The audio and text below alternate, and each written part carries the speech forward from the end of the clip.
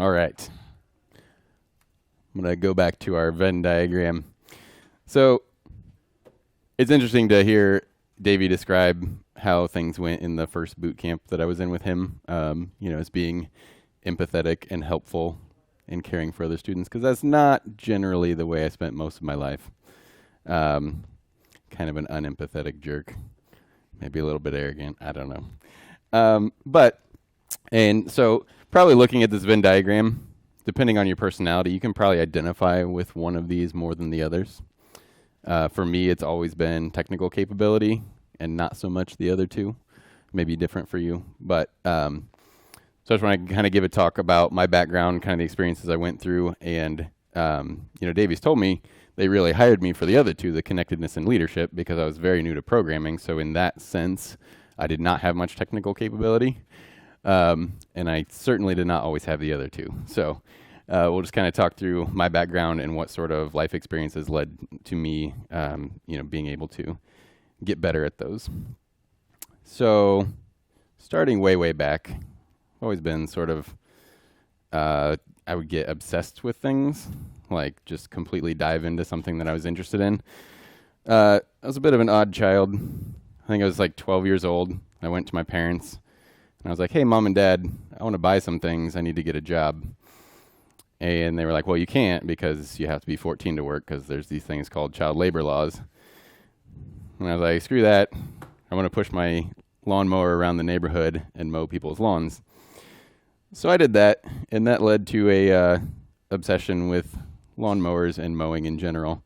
By the time I graduated high school, I was mowing 60 lawns a week and had like 3 of those giant mowers and stuff. And for those of you who are saying, well, that doesn't seem much like technical capability, I would say you don't know enough about mowers. Like I remember I literally in 8th grade was taking mower brochures to class and memorizing like engine specs and stuff. And at one point I memorized all the regulations, the safety regulations that mowers have to pass to be able to be sold. Like for instance, did you know that the maximum blade tip speed for a mower that can be sold is 19,000 feet per minute?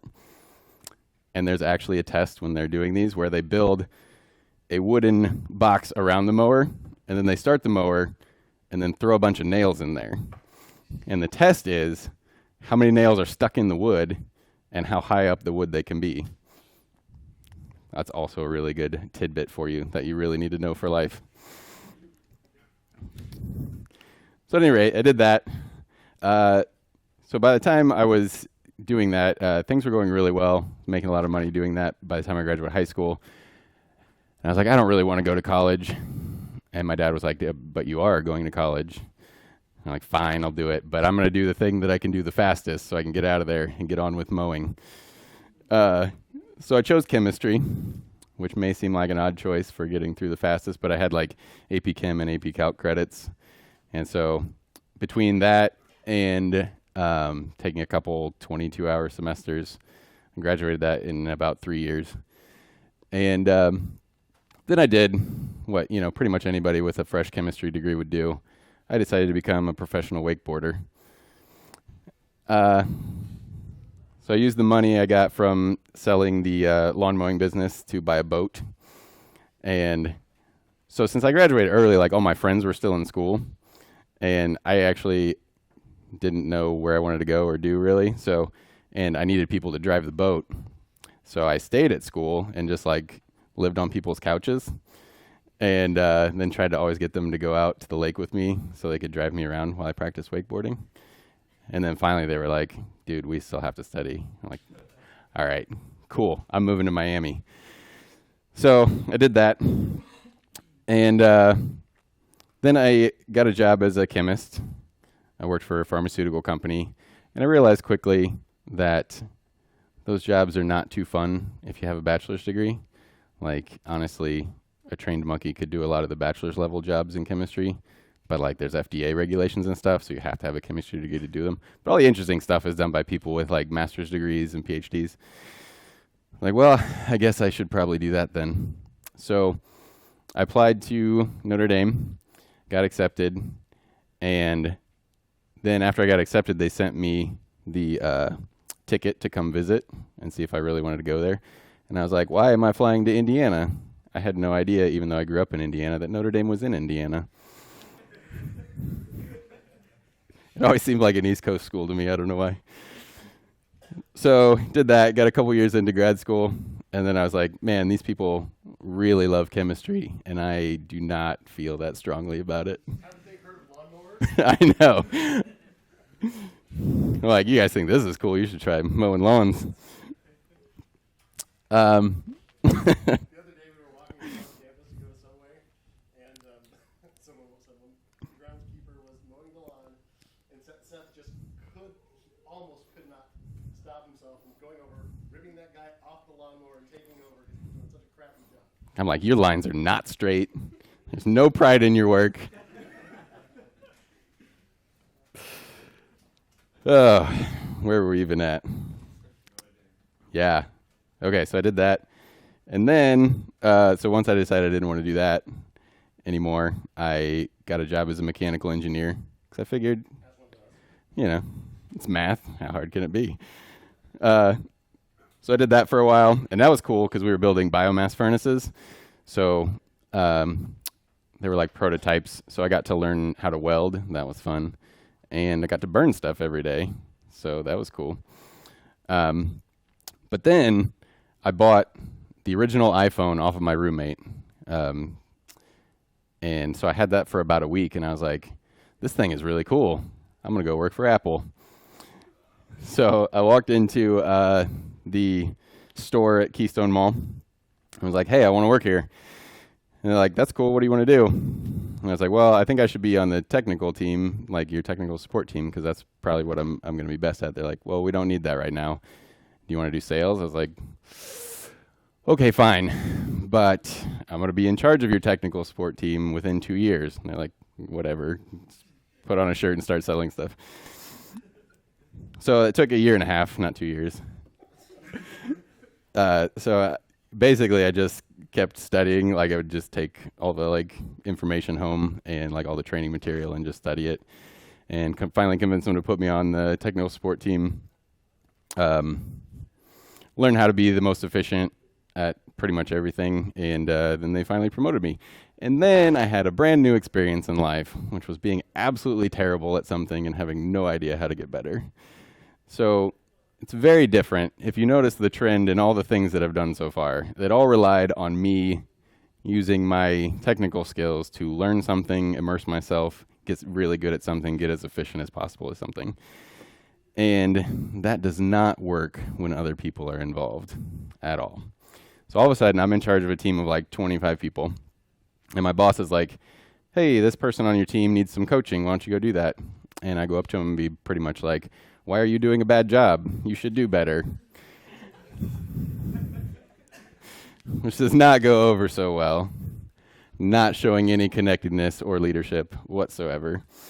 That pretty much went on, and I was getting very frustrated in the first few months on the job and kind of just resorted to the only thing I knew how to do, which was try to do everything myself.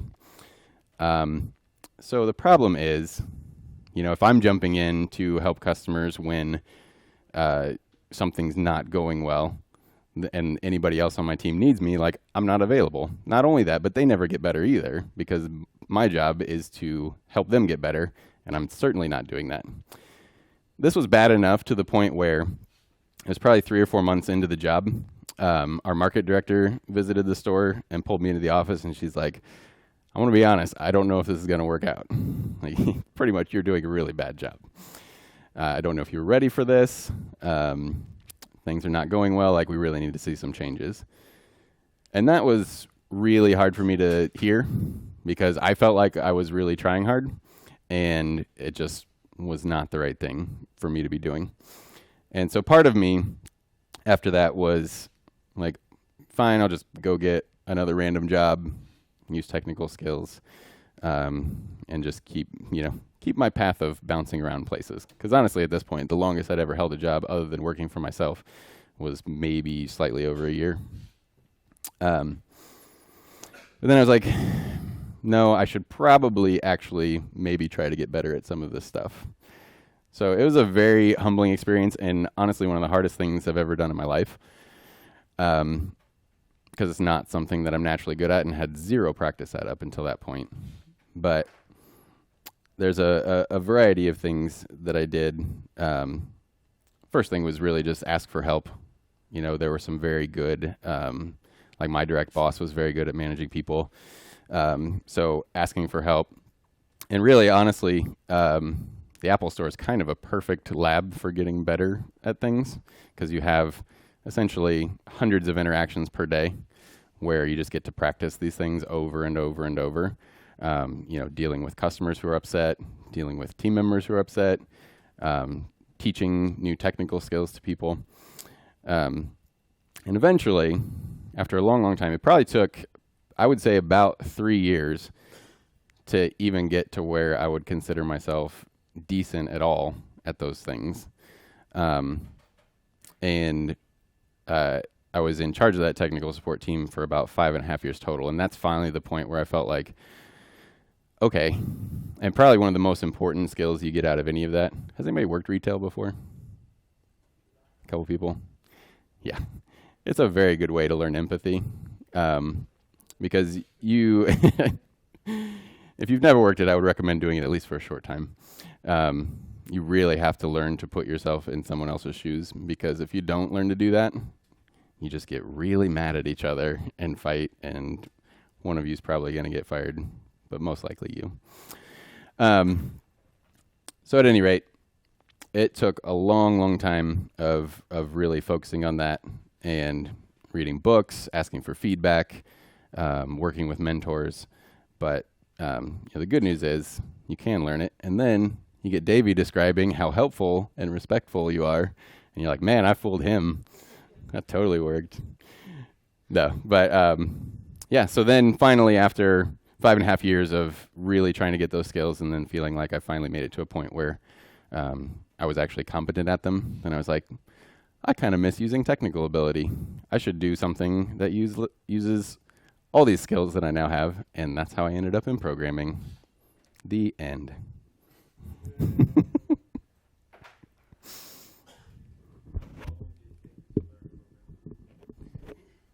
Well, I would say I'm still learning programming, for sure. Since the first time I started coding, like anything, has been. Before you answer, I'm sorry for interrupting, but this were on television. As he says this, words will be flashing at the bottom. Results not typical. How long did it take you to reach the point where you are at? It's been about a little over a year and a half. This is not normal for someone who's been programming for a year and a half. Do not set that expectation to yourself, for yourself. Do not compare yourself to him. Most people cannot do that thing where they just immerse themselves to that degree and just become the expert in something in a very short time. Although I would say, in general, it's a good technique. Immerse yourself as much as possible. If you're going to do something, just go for it. Most people don't have the attention span. Most people don't maybe have quite that aptitude, or they need to interact with people more than it's even possible to do in that amount of time. Like, because obviously you have to do a lot of self-study to do that. You can't just pick it up from other people. Yeah, I was about to ask, like, how do you like teach the process Of programming? I mean, like a lot of people, I started with like online tutorials, Codecademy, Code School, whatever. Learned Python the hard way. Which is a book, by the way. That's the name of it. Yeah, it's free online. And then I think really what kind of helped me turn a corner to like actually being able to do something was the first thing that I did with Davey. I didn't know JavaScript at all at that point, but I'd kind of gotten into Python a fair amount. And so I was able to pick up JavaScript. Actually seeing someone who codes for a living live code in front of you for a week, realizing, I think that's a big problem with always trying to learn from tutorials, is you're seeing like the final fully polished version, and like you can get the impression that that's what professional coders do. Like they just kind of spew out this perfect app straight through, and that's not what it's like. Not ever erasing anything. Right. And so actually putting myself in a place where you could see an actual professional coder work and work through problems and things like that was a really big turning point for me, because I'm like, oh, okay, like just because I don't produce perfect code the very first time I write a method does not mean that I can't do this. And then from there it was just, sticking with it. I generally, so I was still working at Apple full time when I started studying programming. So I'm a bit of a morning person. I would generally be up by 5 or so and spend an hour or two studying. And then usually about 4 to 6 hours on weekends, just coding and reading. And then finally I got to the point where I was like, yeah, I'm pretty sure this is what I want to do. And that's when I reached out to Davey to ask, like, hey, what do you think about this 12-week immersive program? Like, that seems like kind of my style, where I just totally jump into something. And that's where I really went from being able to maybe hack out a couple small things to like really being able to figure out pretty much how to do stuff off of documentation and just having enough experience at that point to, run with it. So it's tough. I mean, there's a big transition between doing some tutorials and, knowing the basic syntax of a language to being like, okay, let's actually like solve problems. But so that transition is hard, and my biggest advice is just stick with it, put as much time into it as you can, and try to get over that hump as quickly as possible.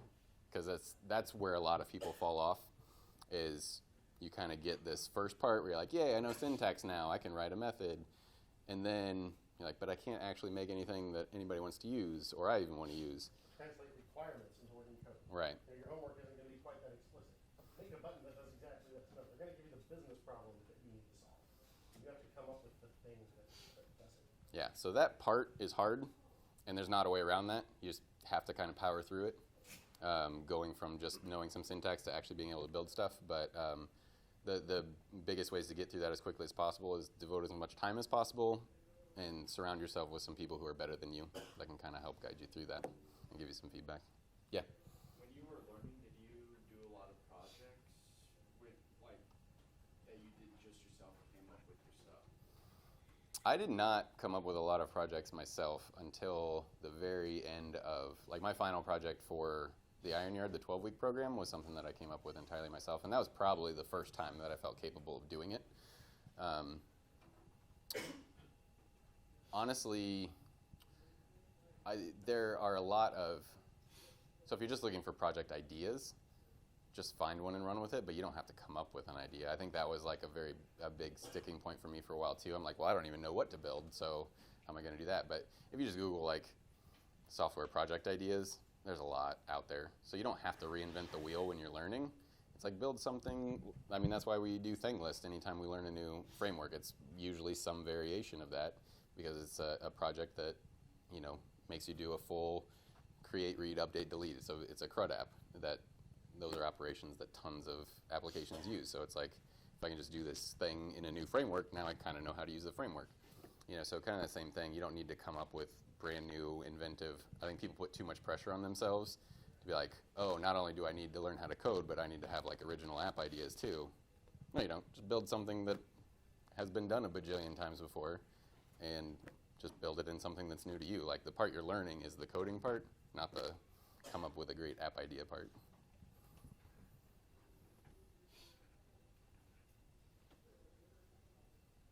Thank you for sharing that, Seth. You're welcome. So, if you don't mind, I'm going to continue to talk about you just a tad,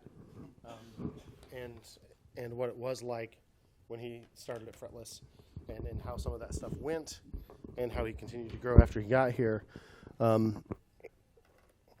Because if we look at these three things again,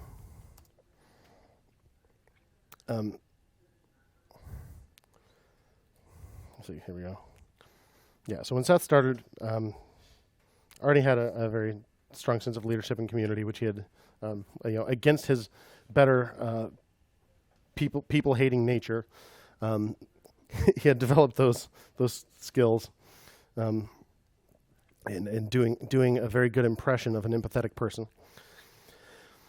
If I were to evaluate his technical capability straight out of the Iron Yard, And obviously, we wouldn't have hired him for those other two things if we didn't think he was going to get to the other pretty dang soon. Because like we don't have any junior developers at Fretless. We charge quite a bit per hour for consulting work, and we needed to be able to charge that for his time before too terribly long. That we were willing to eat the cost for a while, just because we knew he was going to be excellent pretty soon. But technically curious, obviously, very. He does something as simple as start a lawn mowing business, which I did as a kid too. And man, I was the absolute polar opposite. I had 3 yards per week, and gosh dang, I did not want to do that third yard. The next one, tackles problems without giving up. That's huge. That is a huge thing, to have that kind of perseverance and to be willing to look things up, and yes, ask for help if you need it, because you will get stuck, and you have to get past those things, or you'll never ship anything. And I could see right away that he did that. For heaven's sake, that boot camp he taught with me, he had to actually teach this stuff in a couple of weeks, and I was going to be out of the continent. I did my best to like make sure I had a working cell phone plan and everything, just in case the worst should happen. But I never heard from him. And when I came back, they all claimed, "Oh no, it was really cool. We built the thing." So,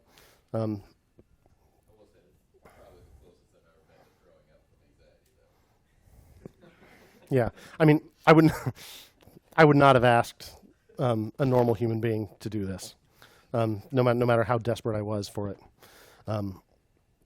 So I very quickly learned that he was extremely driven to work at a problem until he found a solution, because he kind of just doesn't accept any less than excellence for himself. Like, one day he thought, well, maybe I should get just a little more muscle mass. And a week later, he looked like that. He did that in a week. I'm just kidding. And then the last part, produces solutions that less experienced folks can use, maintain, and learn from. So, I mean, he just hadn't built that many things or been exposed to all that many solutions yet. So naturally, he wasn't quite there on this part. But the thing is, the stuff he was building, as little of it as there was so far, he was always kind of building it with this in mind, because that was always his goal. He, from the very beginning, was interested in software as a craft, not just a trade, and sought out information on all that stuff, not just reading documentation, but reading opinions. Like, he was thrilled to go to a conference with us, and we had a fantastic time, incidentally. We came back from that, and he was like, we got to start a technical book club. He had worked, I think he'd been a full-time employee for like a month. And this was something Miles and I had been kicking around forever, but we just never pulled the trigger on it, and he finally got us to do it. That's the community thing. I mean, he was already reading stuff on his own. He could have just kept that to himself, but he encouraged us to start studying like that too, and to hold each other accountable on a weekly basis. So, every week I get on a video chat with the rest of the team and say, yeah, I didn't get the reading done this week, but let's talk for a half hour about it anyway. So, anyway, he was definitely put in a position where he kind of had no choice but to sink or swim. But the fact that he did means he came out on the other side and became a senior developer very, very quickly. He obviously has, you just can only build so many things in a year's time, but he's demonstrated so many times that he's capable of teaching himself that stuff in short order, and will not stop until he's done it. That I really have no hesitation calling him that at this point.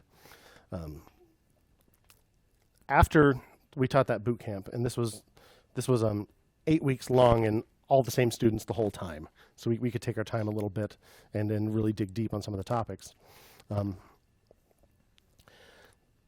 next thing we did was spend about a week apiece on 2 different Ruby on Rails projects, just that already existed, just knocking out more user stories, moving things along the Kanban.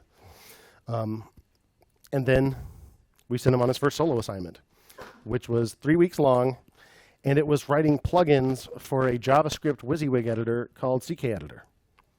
He never even used CK Editor, much less written plugins for it. And he had whatever experience with JavaScript. Like, the 1 week of hardcore 12-hour-a-day boot camp that he did with me a year earlier, and then teaching this one 8-week class. And then he went off and did some Ruby, and now we were asking him to go by himself, representing us, and spend 3 weeks joining an existing team of people who did know how to do this, and to write plugins for them. And how was that? Doing pretty good. How terrified were you at that point? Extremely. Especially because I got there, and for monitors, they use like 40-inch HD TVs.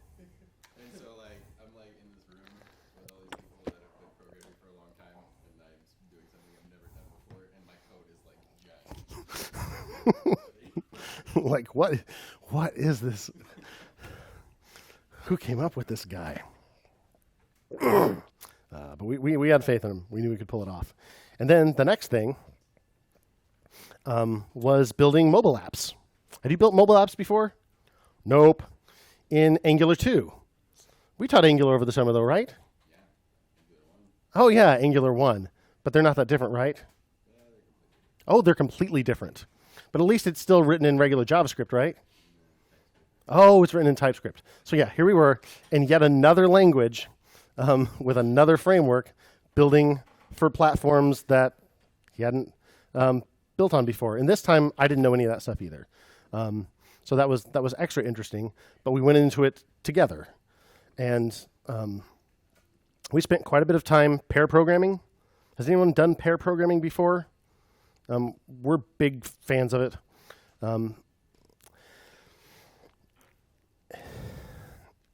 And he lives in Carmel, I live in Bloomington, and a lot of this we did remotely.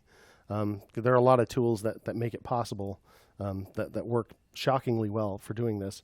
So, we'd have a feature we were supposed to build, and we would just get on this video call, screen sharing call, and just kind of hang out on there all day sometimes, working through this problem together.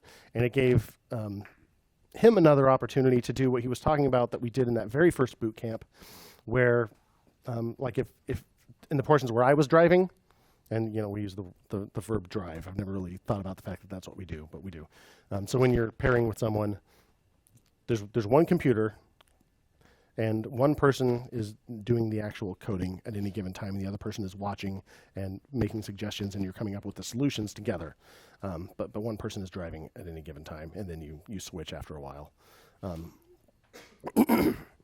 So when I was driving, he got to see kind of that same thing. I would talk, you never really stop moving your mouth, talking through the solution and saying, okay, we'll build this.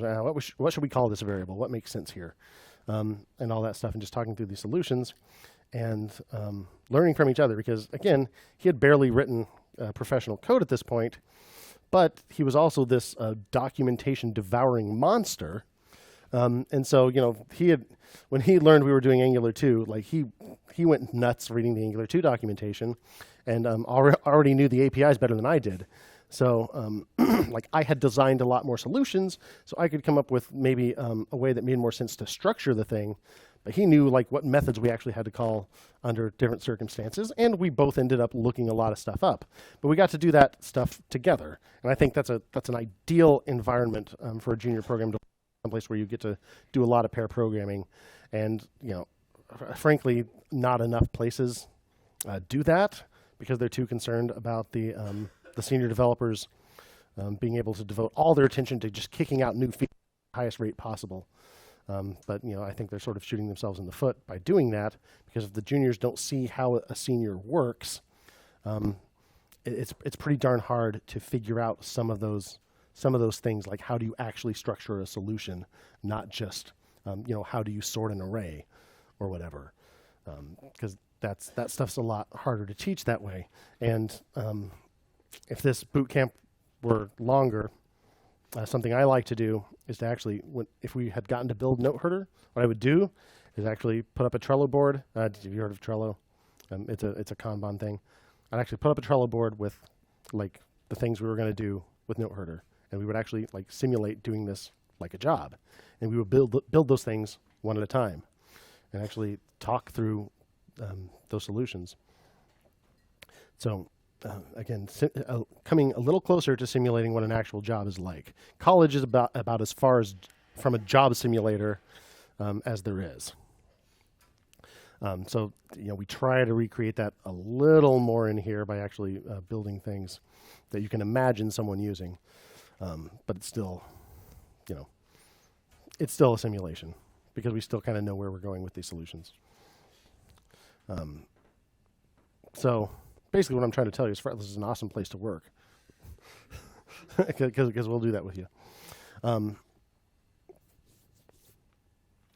So anyway, that's a little more about like how this last year has gone, and then pretty soon we were working separately and each working on features by ourselves, and then when we needed to, because we were both on the same project still, we'd call each other or ping each other in Slack when we were stuck on something or just kind of had two solutions in mind and wanted an opinion on which one made the most sense, and stuff like that, and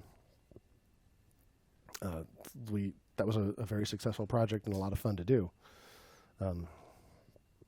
So anyway, that's a little bit more about how that year has gone. Do not expect to get there in a year, because remember, it's not that Seth started from zero and got as good at doing this sort of thing as he is now in a year. He had all that other experience, which was all relevant, even though it wasn't writing code, because actually writing code, actually learning those APIs was a relatively small part of the overall picture of being a person who can be relied upon to do good work. All that other stuff was important. I don't know if the wakeboarding specifically was real important, but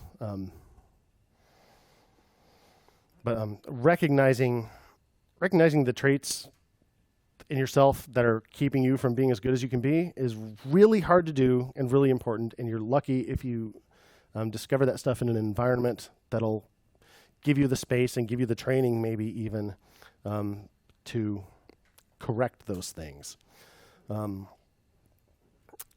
Personally, I had a few of the same issues myself, or I had a different set of issues that I needed to deal with myself, and well, I say this like in the past tense, as though it's over and now I have achieved perfection. You never will. Some days I feel like my circles are I don't know what I was going to say, but not good. But recognizing your weaknesses and working on them and seeking help from people who have figured those things out, and who can sort of give you some guidance, and just observing people that you admire for those traits and noticing what they do differently. Like one of the things that I continue to work on is I interrupt people too much. Like I interrupted him when he was doing his thing because I had to make a joke or something.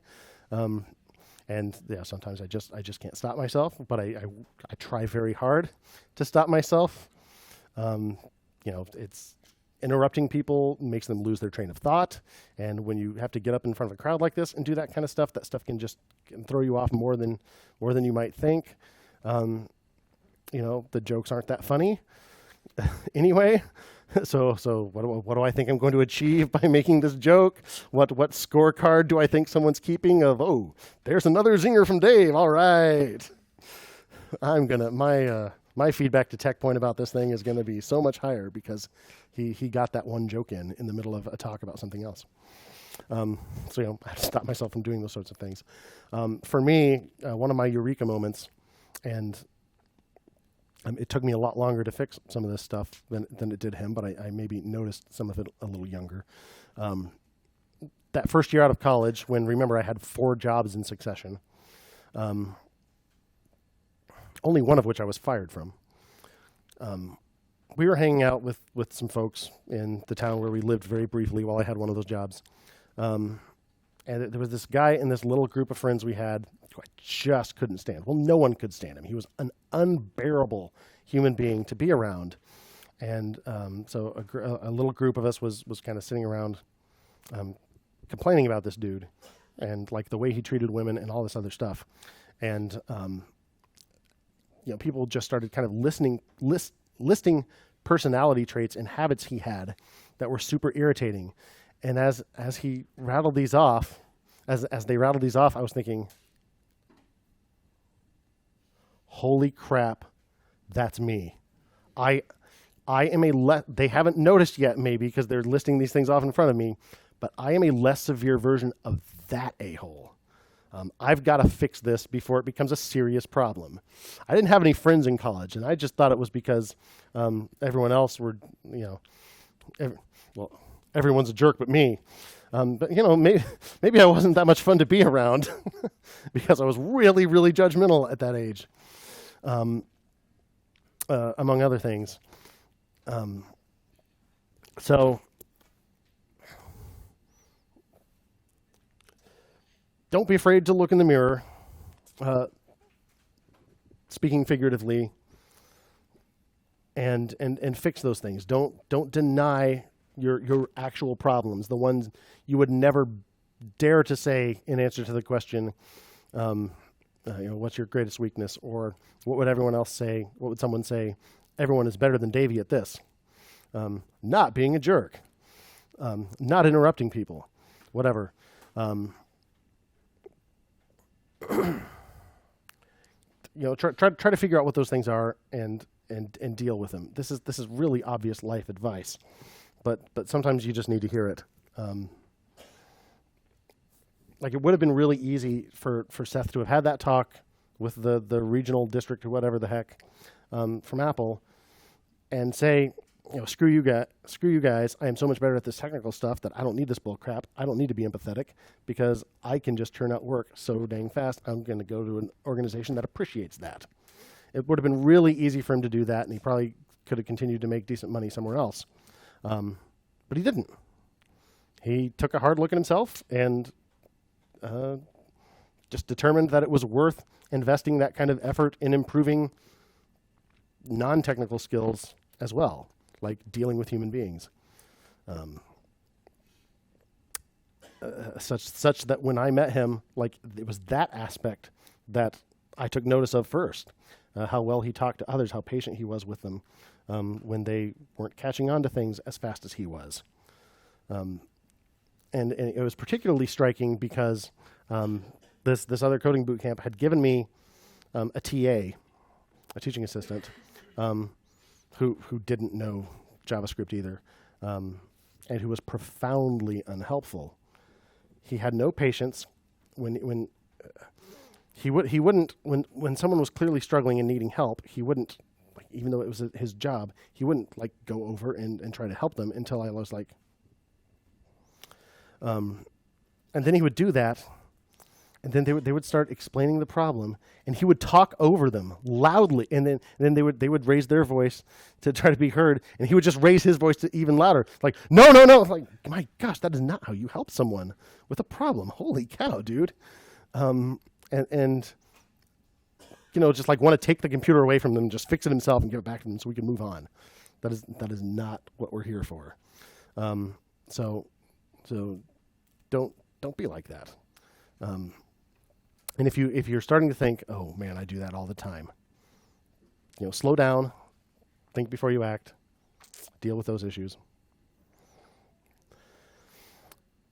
Whatever your personal issues may be. Anyway, that's our happy, touchy-feely senior developer talk.